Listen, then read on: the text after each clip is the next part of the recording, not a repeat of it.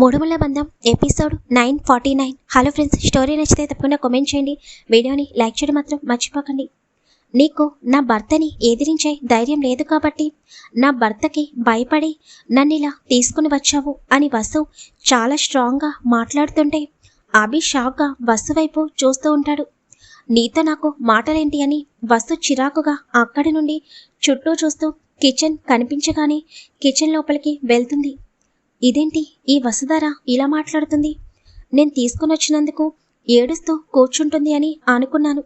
ఇంత ధైర్యంగా మాట్లాడుతుంది అని అభి ఆలోచిస్తూ ఉండగా ఇంతలో ఏదో సౌండ్ రాగానే అభి షాక్ నుండి తేరుకుని ఎదురుగా చూసేసరికి వసు పక్కనే డైనింగ్ టేబుల్ పైన ఉన్న కప్పు తీసి నేలకేసి కొట్టడం చూసి వసు వైపు అయోమయంగా చూస్తూ ఉంటాడు.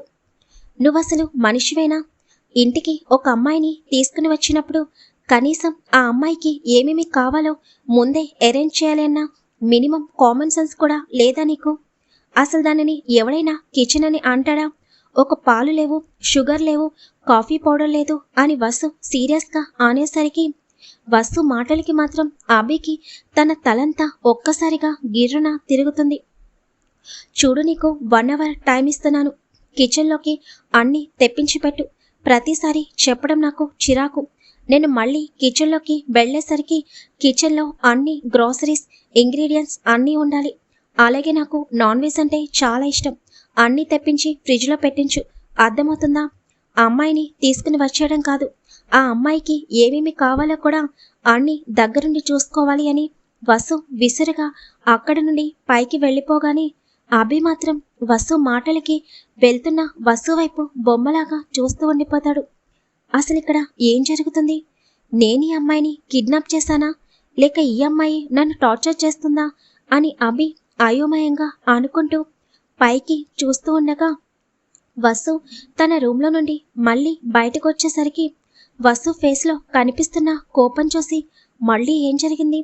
ఈ వసుధార మళ్ళీ ఎందుకు నన్ను అంత సీరియస్గా చూస్తుంది అని మనసులో అనుకుంటూ ఉండగా వసు కోపంగా అటు ఇటు చూస్తూ తన పక్కనే ఉన్న ఫ్లవర్ వాస్ తీసుకుని అభి వైపుకి విసురుతుంది.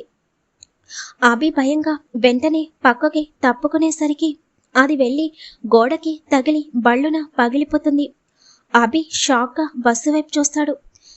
తప్పించుకున్నాడు వెధవ, లేకపోతే అది తగిలి హాస్పిటల్ బెడ్ ఎక్కేవాడు అని వసు నోట్లో గొనుక్కుంటూ చాలా కోపంగా స్టెప్స్ దిగి కిందకి వచ్చి, అసలు నీకు కొంచెం కూడా ప్లాన్ చేయడం రాదా?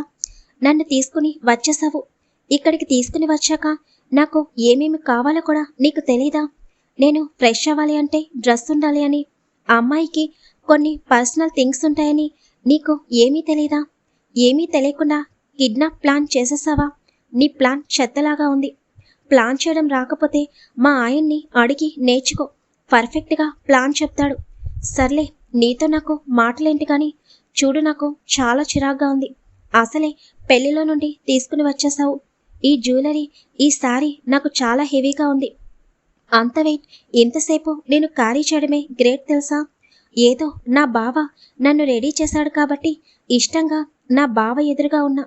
ఇప్పుడు ఉండాల్సిన అవసరం లేదు. నేను వెంటనే ఫ్రెష్ అవ్వాలి అని రూమ్లో కబోర్డ్స్ వెతికితే ఒక్క డ్రెస్ కూడా కనిపించలేదు. నీకు ఆ మాత్రం కూడా తెలియడం లేదా? 1 అవర్ టైం ఇచ్చాను కదా, ఆ 1 అవర్లో గ్రాసరీసే కాదు నా డ్రెస్సెస్ కూడా నా రూమ్లో ఉండాలి. అర్థమవుతుందా? మళ్ళీ శారీస్ అలాంటివి తెప్పిస్తావేమో, అస్సలు కట్టుకోను. నాకు డ్రెస్సెస్ మాత్రమే కావాలి. రాత్రి నీతో పాటు 2 అమ్మాయిల్ని తెచ్చుకున్నావు కదా, వాళ్ళకి ఫోన్ చేయి. ఆల్రెడీ నా డ్రెస్ సైజ్ వాళ్ళకి తెలిసే ఉంటుంది. ఇంకొక 1 అవర్లోగా కిచెన్లో గ్రాసరీస్ లేకపోయినా, నా రూమ్లో డ్రెస్సెస్ లేకపోయినా అని వసు అంటూ పక్కనే డైనింగ్ టేబుల్ పైన ఉన్న కప్పు సెట్ తీసి ఒక్కసారిగా కిందకి వదలగానే అభి గట్టిగా చెవులు మూసుకుంటాడు. ట్రేతో సహా కప్స్ అన్ని పగిలి కింద చెల్లాచెదురుగా పడిపోయి ఉండటం చూస్తుంటే అభికి అసలు వసు మాటలకి, వసు బిహేవియర్కి ఏం చేయాలో కూడా అర్థం కాదు. నాకు తెలిసి ఇంట్లో ఎవరిని పని వాళ్ళని పెట్టుండవు కదా, నీకంత ధైర్యం ఎక్కడుందిలే. మళ్ళీ వాళ్ళని పెడితే నాకేదో హెల్ప్ చేస్తారని అలాంటి పని అస్సలు చెయ్యవు. కానీ హాల్ మొత్తం అంతా క్లీన్ చేయి. హౌస్ నాకు ఇలా చిందరవందరగా ఉంటే చాలా చిరాకు. ముందు అర్జెంటుగా ఆ ఫ్లవర్ వాస్ అలాగే ఈ పగిలిపోయిన కప్స్ అన్నీ క్లియర్ చేసి డస్ట్బిన్లో వెయ్యి. నాకు తల పగిలిపోతుంది. ముందు అర్జెంటుగా పాలు కాఫీ పౌడర్ తెప్పించు, అర్థమవుతుందా అని వసు గట్టిగా అరిచేసరికి అభి కళ్ళు పెద్దవి చేసి వసు వైపు షాక్గా చూస్తూ ఉంటాడు. ఇలా నేను గొంతు చించుకొని అరుస్తున్నా కూడా అలా బెల్లం కొట్టిన రాయిలాగా నుంచుని చూస్తావేంటి అని వసు అరుస్తుంటే వసు బిహేవియర్కి మాత్రం అభికి పిచ్చెక్కినట్టు అనిపిస్తుంది. ఇంకొక 1 అవర్ మాత్రమే టైం ఉంది, లేకపోతే చూసావు కదా ఇలా కప్ సెట్ పగిలినట్టు ఈ ఇంట్లో ఉన్న వస్తువులన్నీ ఇలాగే పగిలిపోతాయి అని వసు విసురుగా అక్కడి నుండి తన రూంలోకి వెళ్ళిపోతుంది. అభి అక్కడే చైర్లో కూర్చుని తన తల పట్టుకుంటాడు. ఇదేంటి ఈ వసుధర ఇలాంటి ట్విస్ట్ ఇచ్చింది? భయపడి ఒక మూలన కూర్చుంటుంది అనుకుంటే మొత్తం ఇల్లంతా తిరుగుతూ పైగా ఇల్లు మొత్తం నాశనం చేస్తుంది అని మళ్ళీ వసు ఇచ్చిన టైం గుర్తుకొచ్చి అమ్మో వెంటనే ఈ వసుధర చెప్పింది తెప్పించాలి, లేకపోతే ఇల్లు మొత్తం పీకి పందిరి వేస్తుంది. ఒక పావు గంటలో నాకు చుక్కలు చూపించింది.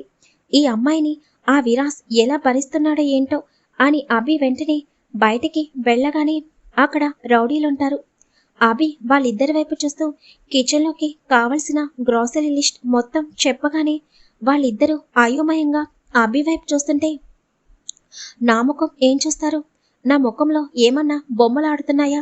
వెళ్ళండి, త్వరగా నేను చెప్పినవన్నీ తీసుకురండి అని అనగానే సార్ ఇంత మార్నింగ్ ఇవన్నీ దొరకవేమో సార్ అని వాళ్ళు భయంగా అంటుంటే అభి తన పాకెట్లో ఉన్న అమౌంట్ తీసి చూడండి, ఎంత రిస్క్ అయినా పర్వాలేదు, షాపు ఓనర్ వినకపోతే 4 టన్నైనా మొత్తం తీసుకురండి అని చెప్పగానే సరే సార్ అని చెప్పి వాళ్ళిద్దరూ అక్కడి నుండి స్పీడ్గా వెళ్ళిపోతారు.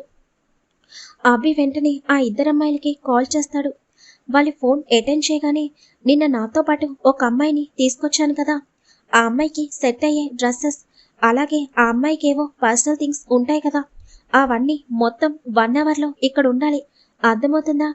నేను పర్సన్స్ని పంపిస్తున్నాను, షాపింగ్ కంప్లీట్ చేసి త్వరగా తీసుకురండి అని అభి చెప్పగానే వాళ్ళు భయంగా ఓకే అని అంటారు.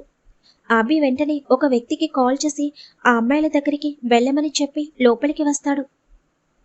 ఇల్లంతా చిందరవందరగా ఉండటం చూసి ఎప్పుడు ఇంట్లో ఒక్కరోజు కూడా ఒక కాఫీ కప్పు కూడా అటు తీసి ఇటు పెట్టలేదు, నాకే టార్చర్ చూపిస్తుంది, ఎంతవరకు ఈవినింగ్ వరకు, తర్వాత చెప్తాను అని అభి ఇంకా తప్పక కింద పడిన కప్స్, ఫ్లవర్ వాస్ ముక్కలు అన్నీ నెమ్మదిగా తీస్తూ ఉంటాడు. వసు పైనుండి అభిని చూస్తూ లేకపోతే నా బావని బాధ పెడతావా, బావ ఎలా ఉన్నాడో ఏంటో అని వసుకి విరాస్ గుర్తుకు రాగానే మళ్ళీ తన కళ్ళల్లో నీళ్లు చేరతాయి. భారమైన మనసుతో వసు రూంలోకి వెళ్ళిన తర్వాత బెడ్ పై కూర్చుని విరాస్ గురించి ఆలోచిస్తూ ఉంటుంది. నీతో కాంటాక్ట్ అవ్వాలి బావా, ఎలాగో తెలియడం లేదు, వీడు ఇంత ప్లాన్ చేశాడంటే బయట రౌడీలని పెట్టే ఉంటాడు, ఏం చేయను బావా అని వసు బాధగా అనుకుంటూ ఉంటుంది.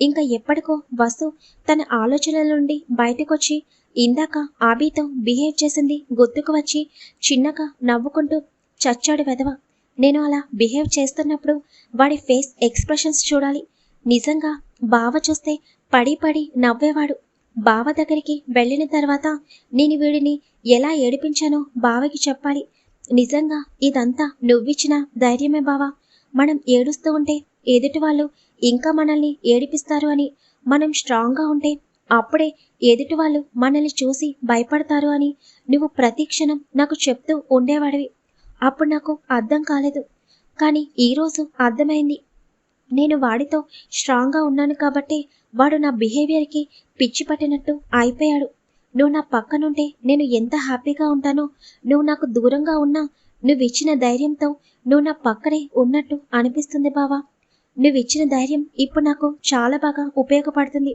త్వరగా వచ్చే బావా, నన్ను ఈ రాక్షసుడి చెర నుండి బయటకు తీసుకుని వెళ్ళు, చివరికి వాడు నా మెడలో ఉన్న చైన్ కూడా తీసేశాడు అంటేనే అర్థమవుతుంది, కానీ నువ్వు నన్ను తప్పకుండా కనిపెడతావు, నేనంటే నీకు ప్రాణం, ఇక నేను బాగానే ఉన్నాను, కానీ అక్కడ నువ్వు నేను కనిపించగా ఎంతలా బాధపడుతున్నావో తలుచుకుంటేనే బాధగా అనిపిస్తుంది, నీతో ఎలాగైనా మాట్లాడాలి బావా, ఇక నేను బాగున్నానని చెప్పాలి, కానీ ఎలా, ఏదో ఒకటి చెయ్యాలి అని వసు ఆలోచిస్తూ ఉంటుంది. విరాస్కి అన్నీ గుర్తుకొస్తుంటే అలాగే మోకాలపై కూర్చునిపోతాడు.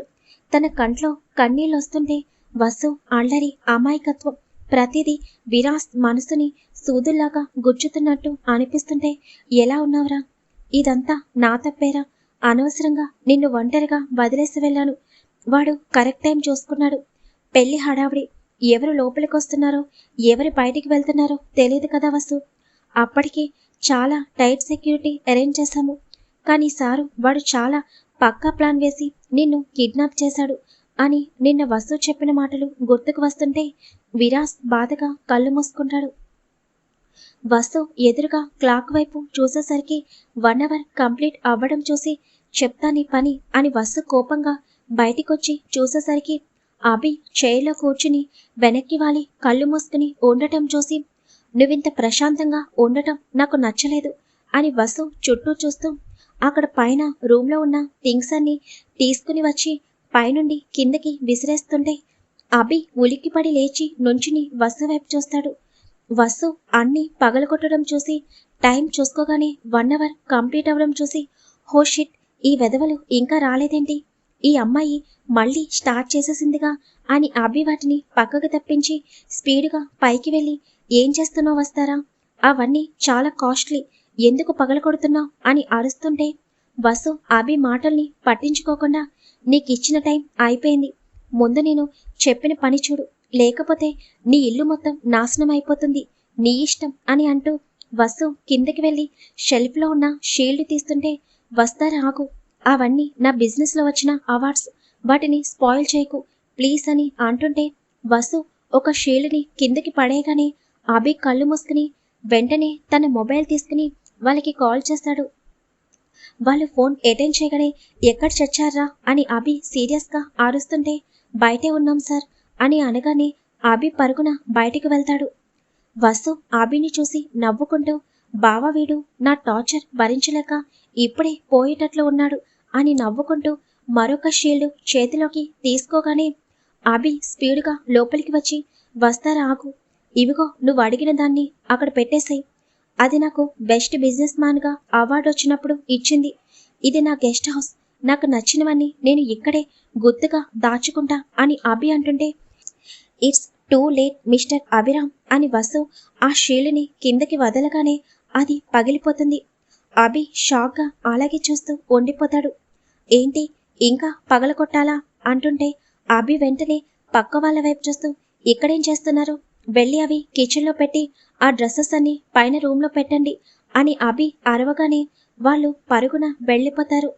అభి వసు దగ్గరికొచ్చి, నువ్వు చెప్పినట్టు చేశాను, ఇంకా మిగతా వాటిని నాశనం చేయకు అని అభి అనగానే, లేకపోతే పరాయివాడి భార్యనే కోరుకుంటావా అని మనసులో అనుకుంటూ సరే అని వసు అక్కడి నుండి పైకి వెళ్ళిపోతుంది. అభి పగిలిపోయిన షీల్డ్ని చూసుకుంటూ వెళ్ళి సోఫాలో కూర్చుని గట్టిగా తన తలని విదిరించి, ఏంటి ఈ వసుధార అమాయకురాలు అనుకున్నాను, కానీ అమ్మో పట్టపగలే చుక్కలు చూపిస్తుంది. అవునిందాక ఆ విరాస్ని బావా అని పిలిచిందేంటి?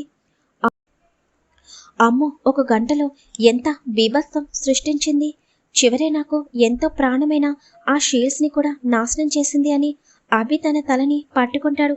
బాబు విరాస్, అక్కడ నువ్వు బాధపడుతుంటే ఇక్కడ నీ మరదలు ఇల్లు పీకి పందిరి వేస్తుంది. ఇదంతా తెలిసిన తర్వాత నీ రియాక్షన్ ఏంటో చూడాలి. హలో ఫ్రెండ్స్, స్టోరీలో ప్రతి ఒక్క తప్పకుండా కామెంట్ చేయండి. వీడియో లైక్ చేయడం మాత్రం మర్చిపోకండి. Thank you very much.